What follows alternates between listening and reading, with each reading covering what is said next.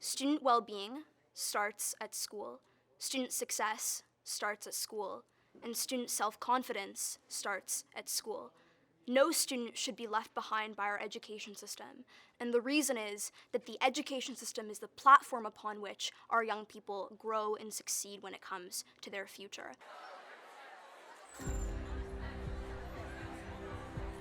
So if you guys think about it, most of us in this room wear contacts or glasses, for example. You might be farsighted or nearsighted, so you might not be able to see clearly if you don't wear glasses.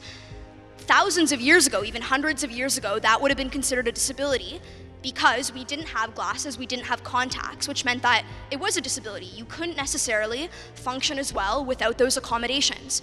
But today, you probably wouldn't say, I have a disability if I need to wear glasses, if I need to wear contacts. And the reason for that is society has adapted to that disability. So for me, when I think about disabilities, it's really about not that individual person who may be having or experiencing an invisible or visible disability, but rather the extent to which society is willing and able to adapt to that person's needs and to give them the proper accommodations. It's a human rights issue too, right? We have legislation in Ontario that I oversee that says we want accessible province, but it's a human rights issue. We have to realize that these individuals are not actually disabled.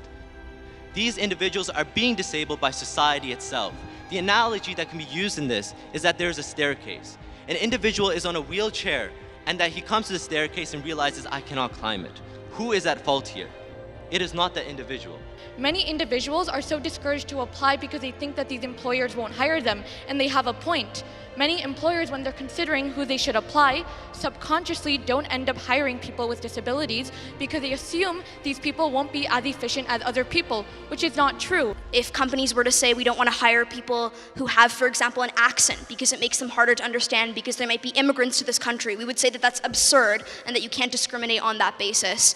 And I think the exact same thing should apply to students, to young people, to older people with a disability. They're equally as competent as being successful. A lot of people don't know that people with disabilities, whether they're young or older, in the workforce, they often have a higher education rate. They often have a higher retention rate. They stay longer with their employees. Stephen Hawking, who died last week, was perhaps the most sophisticated physicist in the world when he died.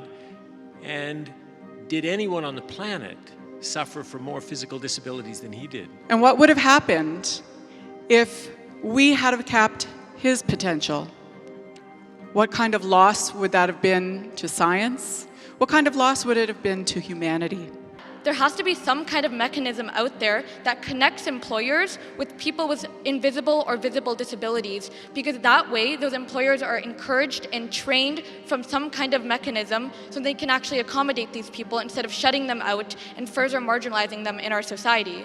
The government just announced that they're investing $2.1 billion additionally in mental health, and part of that money is going to go towards more mental health workers in schools. So every secondary school is supposed to get one more social worker or guidance counselor because of that money, and I think that'll go a long way towards, helping us or helping those people who have visible disabilities, and I think it'll definitely contribute to the accessibility of those services and those resources.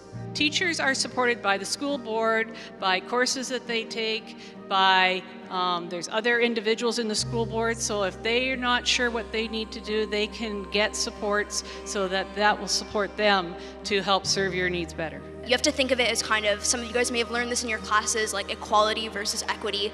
Equality is the idea that we're all completely the same, which we're not, and equity is the idea that we start off at different playing fields or at different levels, and some people need more supports than others.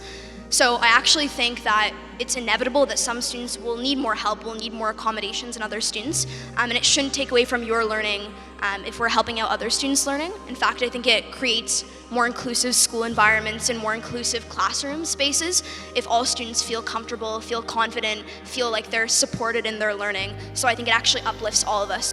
And so in fact, we are better teachers, we're better educators, and better leaders because we are learning to meet the needs of all students, including students with disabilities. Now we can advocate for a cause, advocate for an idea, and advocate for the future.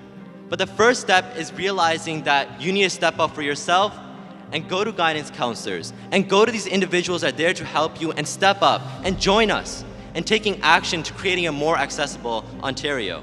We need to work at changing attitudes, eliminating stigma, and improving opportunities for all. I think these individuals deserve dignity, they deserve an autonomous life where they're able to provide for themselves, be included in social circles, and live a fulfilled life.